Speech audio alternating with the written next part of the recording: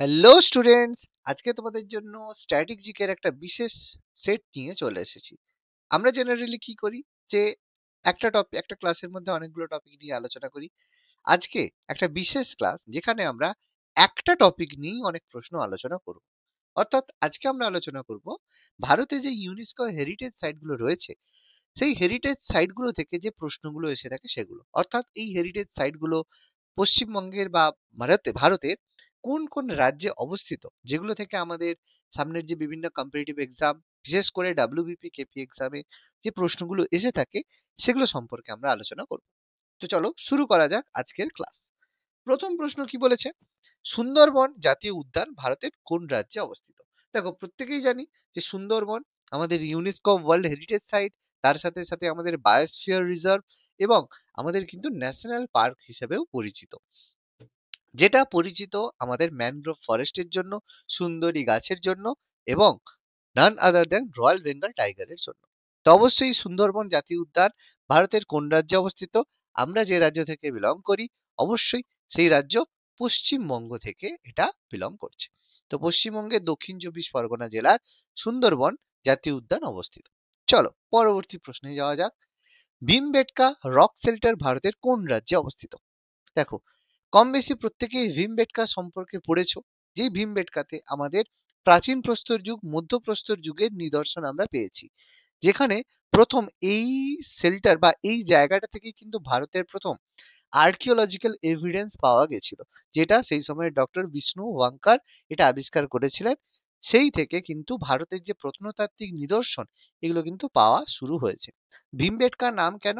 কারণ প্রাচীন ঐতিহ্য যে মহাভারত অনুযায়ী যে ভীম এখানে উপাসনা করেছিলেন বা এখানে তপস্যা করেছিলেন বলে এই জায়গার নাম কিন্তু ভীমবেটকা, যেটা কিন্তু ভারতের প্রাচীন প্রস্তর যুগ এবং মধ্যপ্রস্তর যুগের বিভিন্ন লিপির বা বিভিন্ন যে সিম্বল সেগুলো কিন্তু রয়েছে, যেটা ভারতের মধ্যপ্রদেশ রাজ্যে অবস্থিত। মধ্যপ্রদেশ ফেমাস কেন? সবচেয়ে বেশি ফরেস্ট এই রাজ্যে রয়েছে এবং সবচেয়ে বেশি ন্যাশনাল পার্কও কিন্তু এই ভীমবেটকায় অবস্থিত। চলো পরবর্তী প্রশ্নে যাওয়া যাক। পরবর্তী প্রশ্নে যাওয়ার আগে তোমাদের প্রত্যেকের জন্য সুখবর, ওয়েট ফর জবে তোমরা এখন পাচ্ছ বিষয়ভিত্তিক এমসিকিউ জিকে বই, যেখানে ইতিহাস, ভূগোল, বিজ্ঞান, রাষ্ট্রবিজ্ঞান, অর্থনীতি, সাধারণ জ্ঞানের এমসিকিউ উইথ এক্সট্রা ইনফরমেশন তোমরা পেয়ে যাবে। আর আরেকটা বই তোমরা পাচ্ছ ম্যাথমেটিক্সের, যেখানে অধ্যায় ভিত্তিক সমাধান রয়েছে, চ্যাপ্টার ওয়াইজ সলভ করা রয়েছে এবং প্রত্যেকটি প্রশ্ন শর্টকাট পদ্ধতিতে ব্যাখ্যা সহ সমাধান রয়েছে। এই বইগুলো তোমরা মাত্র 250 টাকায় বাড়িতে বসে ফ্রি হোম ডেলিভারি পেয়ে যাবে। এর জন্য নিচে দেওয়া হোয়াটসঅ্যাপ নাম্বারে তোমরা যোগাযোগ করে নাও, অথবা ডেসক্রিপশন বক্স থেকে তোমরা পিডিএফ কেনার লিঙ্ক পেয়ে যাবে। এই বইগুলো কিন্তু সামনের যে এক্সাম রয়েছে, WBP, KP, group CD, PSC, SSC, এই এক্সামের জন্য কিন্তু ভীষণ ভীষণ গুরুত্বপূর্ণ। তাহলে আর দেরি নয়, এগুলো পারচেজ করে নিজেদের প্রস্তুতিকে চূড়ান্ত করে নাও। চলো পরবর্তী প্রশ্নে যাওয়া যাক। অজন্তা গুহা ও ইলোরা গুহা ভারতের কোন রাজ্যে অবস্থিত? দেখো, অজন্তা এবং ইলোরা গুহা যেটা ভারতের সবচেয়ে প্রথমের যে হেরিটেজ সাইট রয়েছে সেটার মধ্যে অন্যতম। তো প্রথম এটি ভারতের মহারাষ্ট্র রাজ্যে অবস্থিত, মহারাষ্ট্রের ঔরঙ্গাবাদে অবস্থিত অজন্তা ইলোরা গুহা। এই অজন্তা ইলোরার মধ্যে প্রচুর রকমের বিবর্তন রয়েছে, যেমন অজন্তা গুহা যেটা বুদ্ধিস্টদের জন্য ডেডিকেটেড, আর ইলোরা গুহার মধ্যে কৈলাস টেম্পল অবস্থিত, যেটা এক কথায় বলা হয় যে এটা এলিয়েন্সরা তৈরি করেছে, কারণ একদম মনোলিথিক স্ট্রাকচার, একটা পাহাড়কে কেটে এটা বানানো হয়েছে। তো যেটা ভীষণ মিস্টিরিয়াস, ইলোরা গুহার মধ্যে কৈলাস টেম্পল অবস্থিত, যেটা আমাদের মহারাষ্ট্রের ঔরঙ্গাবাদ ডিস্ট্রিক্টে অবস্থিত, যেটা বর্তমানে আর ঔরঙ্গাবাদ নেই, ছত্রপতি সম্ভাজি মহারাজ নগর হয়ে গিয়েছে। পরবর্তী প্রশ্ন, কেওলাদেও ঘানা জাতীয় উদ্যান ভারতের কোন রাজ্যে অবস্থিত? এটা ভীষণ একটা ফেমাস জাতীয় উদ্যান, যেখানে রাশিয়ার সাইবেরিয়া থেকেও পাখিরা উড়ে আসে এবং সেখানে একটা বছরের নির্দিষ্ট সময়ে তারা কিন্তু এখানে প্রজনন করে এবং তারপর তারা কিন্তু আবার ঘুরে রাশিয়ার সাইবেরিয়াতে চলে যায়। অর্থাৎ হিমালয় পেরিয়ে সেই পাখিগুলো কিন্তু এত দূর আসে শুধুমাত্র এই জাতীয় উদ্যানে, যেটা ভারতের রাজস্থানে অবস্থিত। ভীষণ ভীষণ ফেমাস জাতীয় উদ্যান। ভারতের যে বায়োডাইভার্সিটির জন্য এর যে অবদান, এটা কিন্তু ভীষণ গুরুত্বপূর্ণ রাজস্থানের ডেমোগ্রাফির জন্য। কারণ এই জাতীয় উদ্যান যদি না থাকতো, রাজস্থানের অবস্থা কিন্তু আরো খারাপ হতে পারতো, কারণ অলরেডি রাজস্থানে থর ডেজার্ট রয়েছে।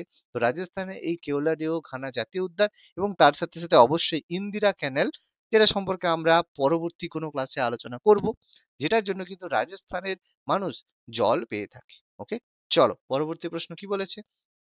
সাঁচির বৌদ্ধ স্তূপ ভারতের কোন রাজ্যে অবস্থিত? দেখো, দ্য ভেরি ফেমাস সাঁচি বৌদ্ধ স্তূপ, যেটা অশোকের সময় নির্মাণ হয়েছিল, সেটা মধ্যপ্রদেশে অবস্থিত। এই সাঁচির যে বৌদ্ধ স্তূপ, এটা কিন্তু অশোকের রাজত্বকালে নির্মাণ হয়েছিল। কেন? কারণ সাঁচি গৌতম বুদ্ধের জন্মের সাথে, গৌতম বুদ্ধের যে ধর্মপ্রচার, তার সাথে কিন্তু ভীষণভাবে গুরুত্বপূর্ণ ছিল। কারণ এই সাঁচিতেই গৌতম বুদ্ধ প্রথম যে ধর্মচক্র প্রবর্তন, সেটা কিন্তু করেছিলেন। এছাড়া গৌতম বুদ্ধের বড় শিষ্য হওয়ার জন্য বা গৌতম বুদ্ধের ফলোয়ার হওয়ার জন্য অশোক কি করেছিলেন, তৃতীয় বৌদ্ধ সঙ্গীত বা থার্ড বুদ্ধিস্ট কাউন্সিল করেছিলেন, যার মাধ্যমে সাঁচির বৌদ্ধ স্তূপ ছাড়াও প্রায় 84,000 বৌদ্ধ স্তূপ ভারতের বিভিন্ন জায়গায় করা হয়েছে।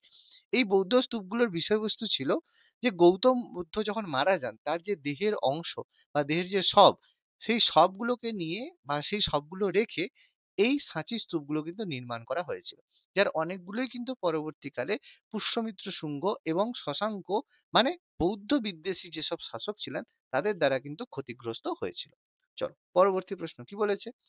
বুদ্ধগয়া বা মহাবোধি টেম্পল ভারতের কোন রাজ্যে অবস্থিত? দেখো, এটাও যে মহাবোধি টেম্পল রয়েছে, এটা কিন্তু বুদ্ধগয়া মানে গৌতম বুদ্ধ যেখানে তার এনলাইটমেন্ট পেয়েছিলেন, বা যেখানে বলা হয় যে তিনি জ্ঞান লাভ করেছিলেন, সেটা বিহারে অবস্থিত।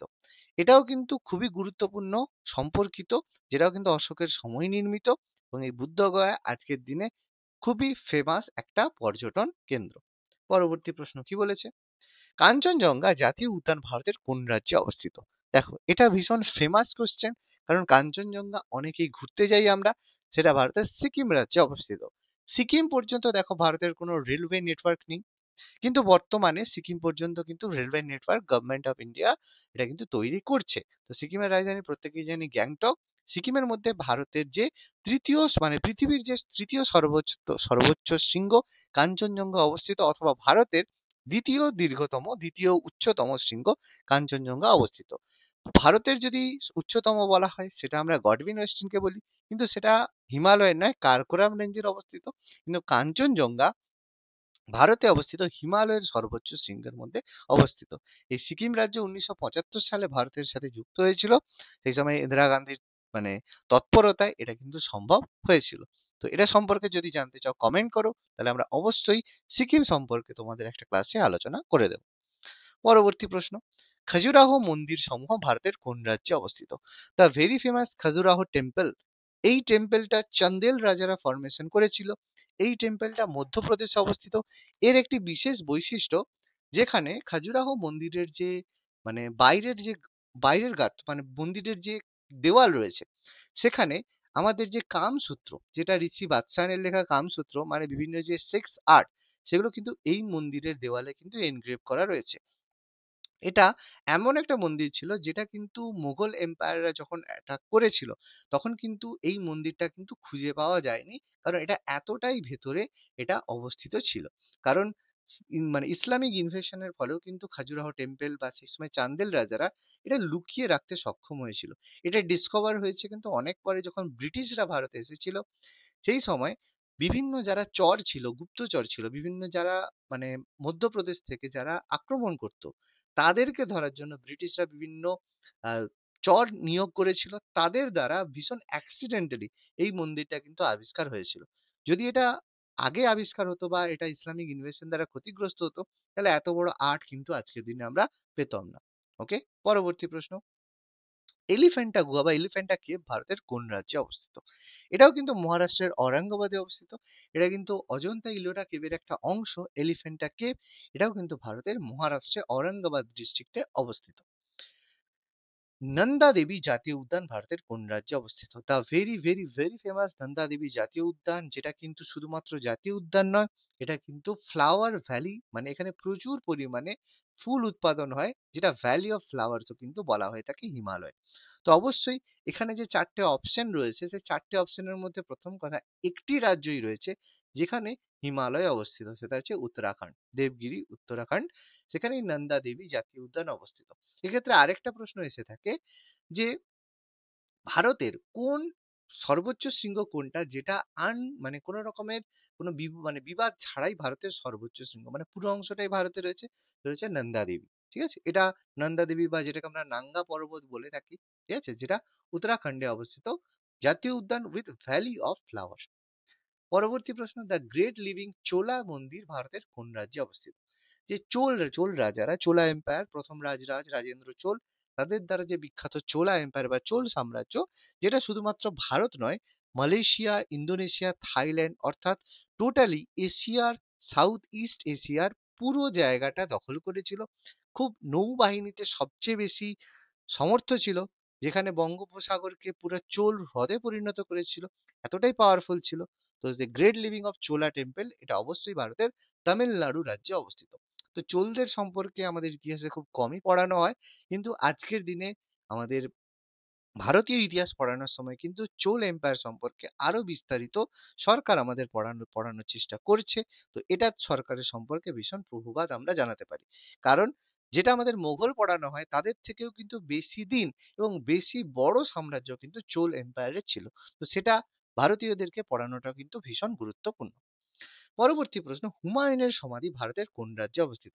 দ্য গ্রেট হুমায়ুনস টম্ব, যেটা ভারতের দিল্লিতে অবস্থিত। এই হুমায়ুনের সমাধি কিন্তু হুমায়ুনের রাজত্বকালে তৈরি হয়নি, হুমায়ুন মারা যাওয়ার পরে, যখন আকবরের শাসনকালে প্রায় 10 বছর পরে এটা তৈরি করা হয়েছিল। হুমায়ুনের যে ওয়াইফ ছিল বেগম বা হাজি বেগম, তিনি এটা তৈরি করেছিলেন আকবরের রাজত্বকালে, যেটা দিল্লিতে অবস্থিত।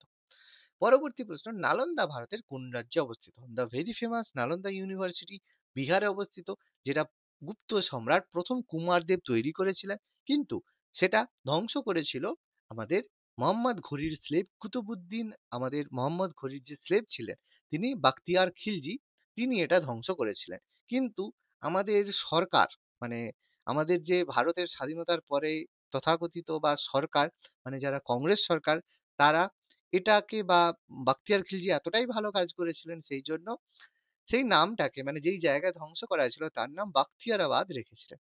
মানে এটা আমাদের বলার মতো কিছুই নয়, বাট এটা তোমাদের জানাটা দরকার। কিন্তু বর্তমানে তার নাম পরিবর্তন করে দীনদয়াল উপাধ্যায় করা হয়েছে। এটা কিন্তু খুব, মানে মেক ইন ইন্ডিয়ার জন্য কিন্তু খুবই গুরুত্বপূর্ণ। তো নালন্দা ভারতের সবচেয়ে প্রাচীনতম বলাটা ভুল, কিন্তু সবচেয়ে মানে ভালো একটা বিশ্ববিদ্যালয়, যেটা ধ্বংসের সাথে সাথে ভারতের যে বিভিন্ন শিক্ষা, এটা কিন্তু অনেকটাই ধ্বংস হয়ে গেছে। পরবর্তী প্রশ্ন, the great Himalayan national park ভারতের কোন রাজ্যে অবস্থিত? একটু আগে আমরা যেটা আলোচনা করলাম Himachal Pradesh, the great Himalayan national park এবং Nanda Devi valley of flowers, এগুলো কিন্তু হিমাচল প্রদেশে অবস্থিত। যন্তর মন্তর ভারতের কোন রাজ্যে অবস্থিত? এটা বেসিক্যালি রাজস্থানে অবস্থিত। যন্তর মন্তর প্রত্যেকেই আমরা এটা সম্পর্কে জানি, মানে এটা দ্য গ্রেট অবজারভেটরি বলা হয়ে থাকে। ঐতিহাসিক শহর আহমেদাবাদ ভারতের কোন রাজ্যে অবস্থিত? দেখো, যত হেরিটেজ সাইট রয়েছে তার মধ্যে একটা শহর যেটাকে হেরিটেজ সাইট করেছে, এরা কিন্তু বিভিন্ন সাইটকে করা হয়েছে, কোনো একটা অঞ্চল বা কোনো একটা তাজমহল বলো বা যে কোনো, কিন্তু কোনো একটা শহর, পুরো শহরকে হেরিটেজ সাইট করা হয়েছে। এটা কিন্তু মানে ইতিহাসে, পৃথিবীর ইতিহাসে কিন্তু প্রথম শহর, এটা মনে রাখবে। তো আমেদাবাদ যেটা করা হয়েছে অবশ্যই গুজরাটে অবস্থিত আমেদাবাদ, যেটাকে ভারতের ম্যানচেস্টারও কিন্তু বলা হয়ে থাকে। কালকা সিমলা রেল লাইন ভারতের কোন রাজ্যে অবস্থিত? যারা হিমাচল প্রদেশে ঘুরতে গিয়েছো তারা কালকা সিমলা রেল লাইন মানে ব্যবহার করেছো, দেখেছো কালকা থেকে সিমলা পর্যন্ত খুবই একটা মনোরম পরিবেশ, যেটা হচ্ছে বিখ্যাত ট্রেন কালকা সিমলা চলে।